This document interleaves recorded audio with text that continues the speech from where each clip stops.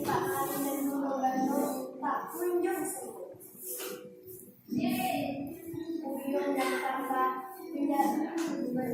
Buyung dan Kambang menghadapi cobaan itu dengan tabah. Dia terus mencari tabib dan rajin berdoa. Akhir doa mereka kemudian dikabulkan Tuhan. Saat itu mereka didatangi oleh seorang buah yang badannya bersih dan tubuhnya diliputi cahaya. Anak muda, betapa derita orang tua kalian karena bisa disembuhkan dengan air perasan. Benar itu terdapat di orang lain putri sebelah timur kampung itu. Hanya kalian berdua yang bisa mengambil buatan itu.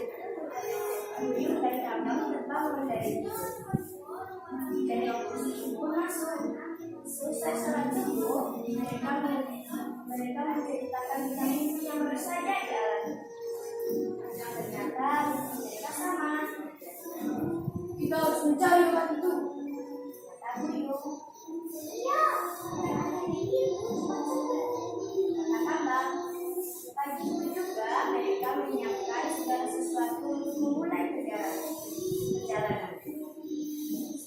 Setelah persiapan cukup, mereka mendatangi Datuk Atalia. Tak mungkin hanya kalian saja yang pergi. Saya akan ikut bersama kalian. Kepada Tua. Terima kasih Datuk. Tapi kalau memang pergi bersama kami, siapa yang akan menjaga kata Mbak. Akhirnya dari Datuk Atalia mengizinkan Buyung dan Kambang berangkat mencari obat. Perjalanan mereka dimulai dengan melalui hutan yang penuh onak dan duri.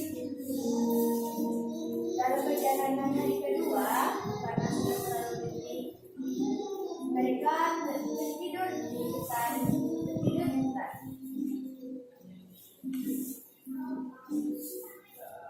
Tanpa mereka sadari, datanglah seekor ular yang melilit tubuh Kambang. Begitu terbangun, Buyung kaget melihat adiknya dalam gigitan ular bersalur pun siap menerkam si Kambang. Dengan sigap, Buyung melompat dan menusuk si ular dengan sebilah belati ular sampai